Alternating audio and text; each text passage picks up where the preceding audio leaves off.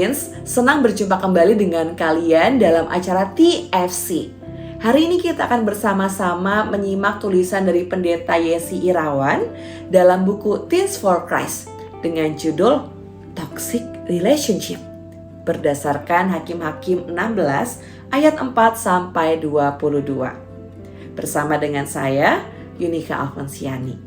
Mari kita mempersiapkan diri kita di dalam doa.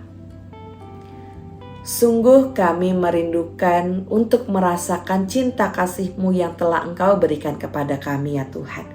Dan saat ini melalui firman-Mu kami mau belajar akan cinta kasih yang sejati itu. Dan kiranya kami pun boleh mengerti cinta kasih yang ada di dalam kehidupan kami yang benar-benar berasal dari Tuhan saja. Inilah doa kami ya Tuhan, kiranya kami boleh mengerti dan pada akhirnya melakukan firman-Mu. Amin. Pusat perenungan kita hari ini diambil dari Hakim-Hakim 16 ayat 20 yang berbunyi, namun ia tidak sadar bahwa Tuhan telah meninggalkan dia.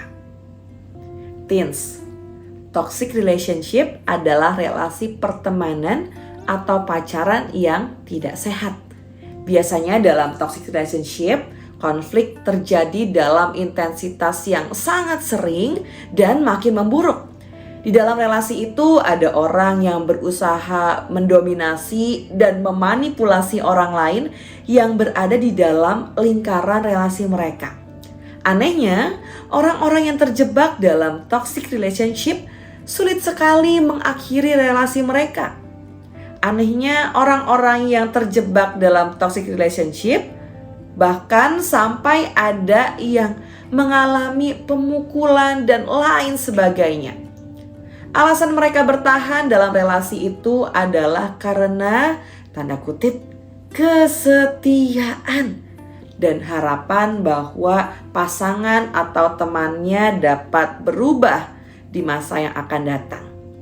Di dalam Alkitab ada juga tokoh yang terjebak di dalam toxic relationship. Ia adalah Simson, seorang hakim Israel yang menjalani relasi cinta dengan Delila, seorang perempuan Filistin.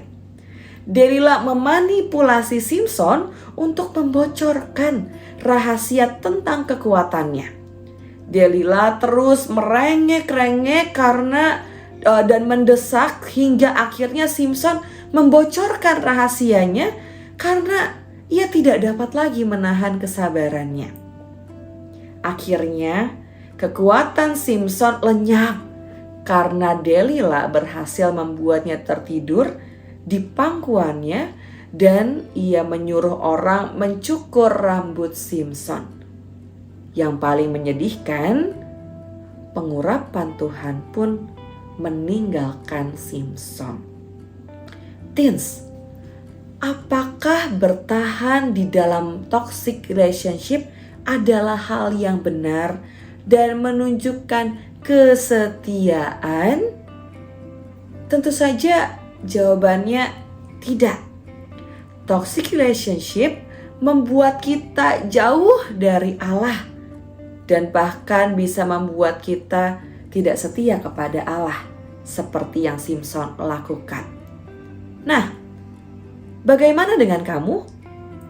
Apakah kamu sedang terjebak dalam toxic relationship?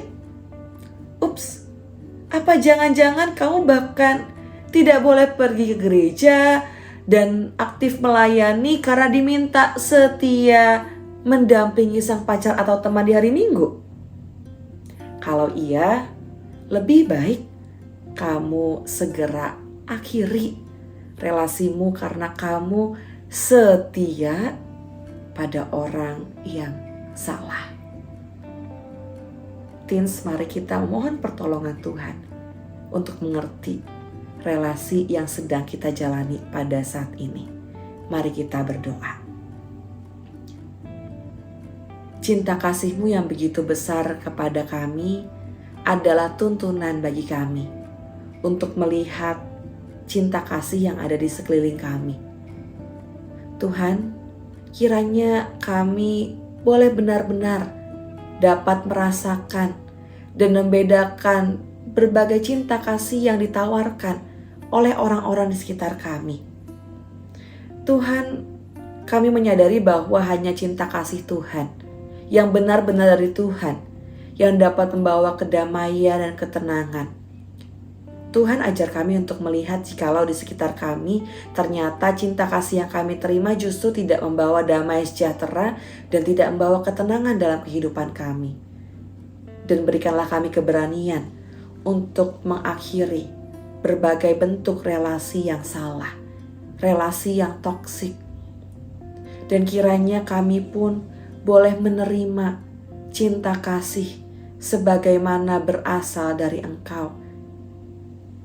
Dengan demikian di dalam hidup kami pun boleh merasakan cinta sejati yang membawa kedamaian dan ketenangan sehingga hidup kami terus boleh dekat dengan Tuhan dan kami boleh menjalani dengan sukacita.